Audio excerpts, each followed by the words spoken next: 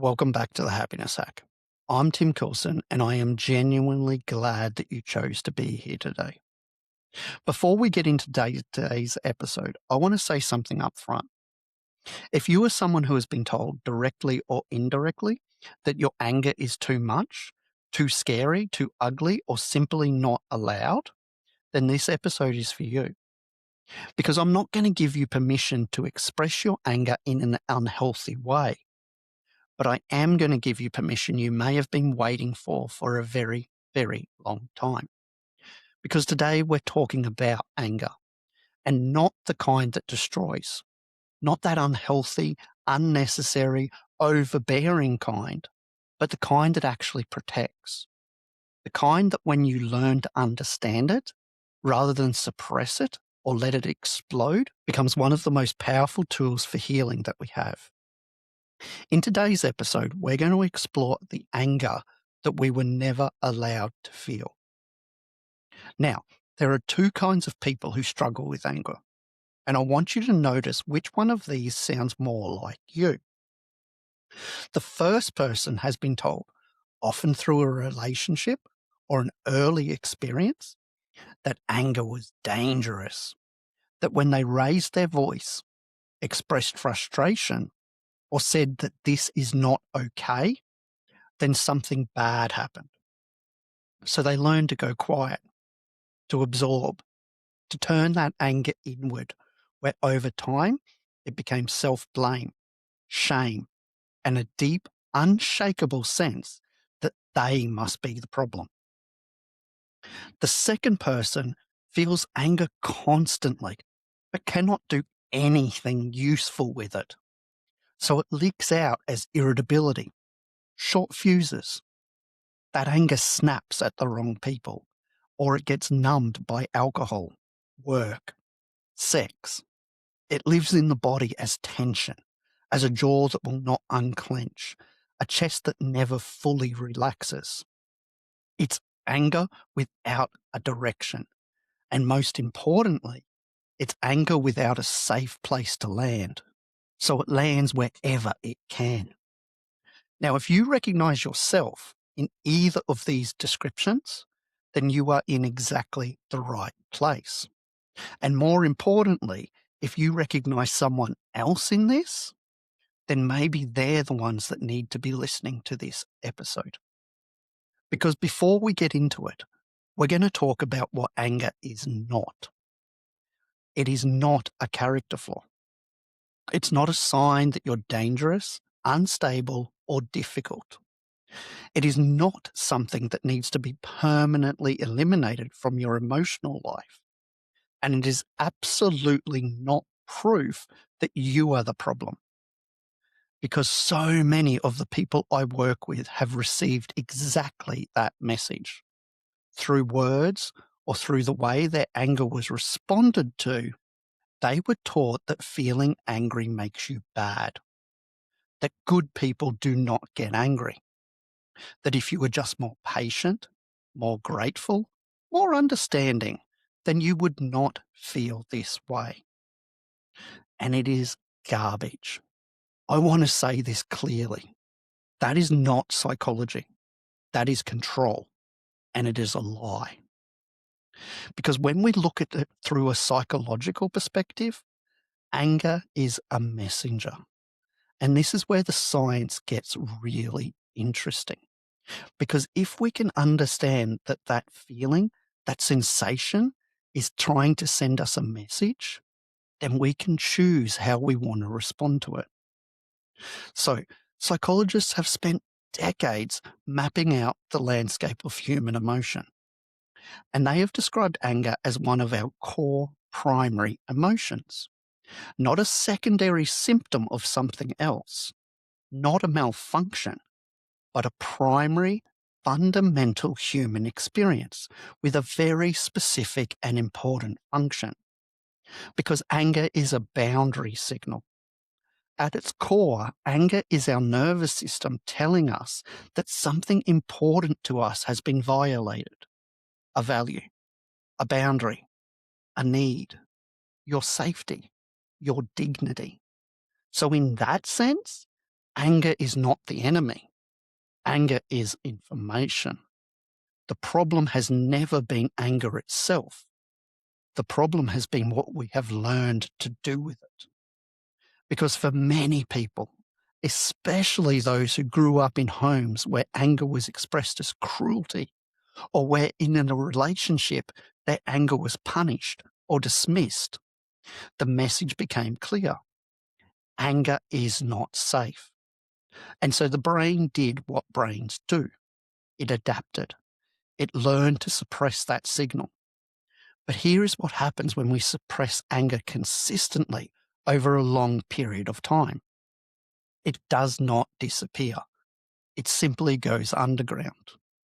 It turns into what many therapists describe as anger turned inward, a depression. It turns into anxiety, which is often the body bracing for a threat it has been trained never to name. It turns into physical symptoms like chronic tension, exhaustion, illness. The body literally begins to keep the score. Now, it may also turn inwards and make us reflect on who we are and judge ourselves as not being worthy. So I want to speak very directly about something right now. There is a particular kind of anger that lives inside of us and inside of people who have been controlled, gaslit, or emotionally abused. It's the anger of someone who knew you, and deep down you knew that something was very wrong, but you were made to believe that it is your fault. It's an anger of years of walking on eggshells. The anger of being told you're too sensitive, too dramatic, or simply too much, when in fact you were responding appropriately to a very difficult and impossible situation. And that anger is valid, every single part of it. So one of the most important healing moments we can have is when we stop calling it bitterness, when we stop calling it resentment. We stop telling ourselves that we need to just let it go. Because before we let it go, we need to actually feel it. Anger, when it is acknowledged rather than suppressed or weaponized, moves through us. It is the things that we refuse to feel, the things we don't want to acknowledge, that tend to stay with us forever. So if you're listening to this episode and you're struggling to know where to put your anger, I want to name something that I think you may already know deep down. A lot of us were taught very early, in childhood maybe, that anger was the only acceptable emotion. You could be angry, that's okay, but you couldn't be sad or scared or hurt. But angry? Sure, because angry looks strong.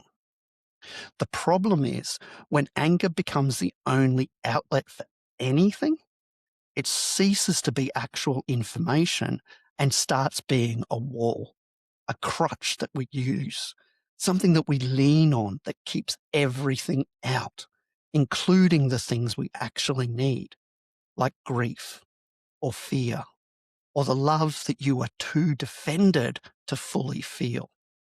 And sometimes that anger, it looks like rage. It's actually just a man who has been hurting for a very, very long time and has nowhere safe to put it.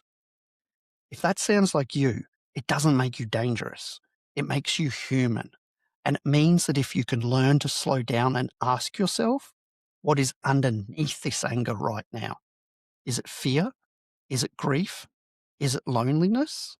Then you will find something that is much, much more honest than that anger. And it's something that you can actually work with. The problem is that we tend to use that anger too much. It becomes our immediate defense mechanism. Because if we're angry, if we're volatile, then no one can get close enough to make us ask those difficult conversations. So, how do you begin to work with your anger rather than against it?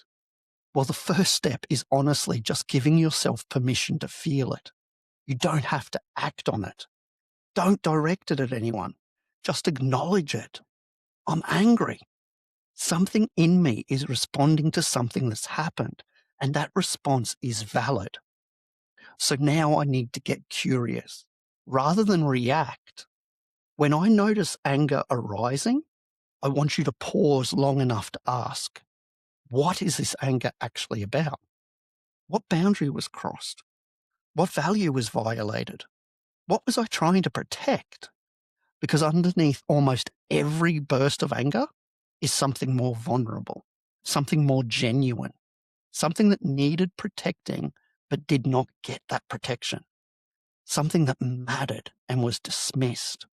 And finding that thing, that very real thing, and tending to it is where your healing can actually begin. So here's this week's happiness hack. And again, it's a simple exercise. I want you to try something called the unsent letter. You do not need to show this to anyone, and you will never send it. This is purely for you. Take a piece of paper, open a blank document on the computer, and write to the person, situation, or version of yourself that you are most angry with right now. Let that be honest. Let it be messy. Do not edit yourself and do not be polite to yourself. Then, at the end of the letter, once all of that anger has flowed through you, I want you to write these words. And what I actually needed was, and then finish that sentence as honestly as you can. Because that last sentence, what I actually needed was, is where the anger becomes information. That's where the healing begins. You do not have to keep carrying this. You just have to be willing to finally name it, to acknowledge what that anger has been trying to tell you all along. Thank you for being here for this one. I know it was not easy listening, and I need to reinforce that anger directed at other people is not okay. But anger turned inward and actually acknowledged, anger that is focusing on the facts, that means you've stayed ready for something. And it means you're ready to stop pretending that the anger is not there. That readiness is the beginning of everything. So if this episode resonated, please share it with someone who needed to hear it. And if you're ready to go deeper, then you know where to find me. I'm Tim Coulson. This is the Happiness Hack. And remember, the day is what you make it.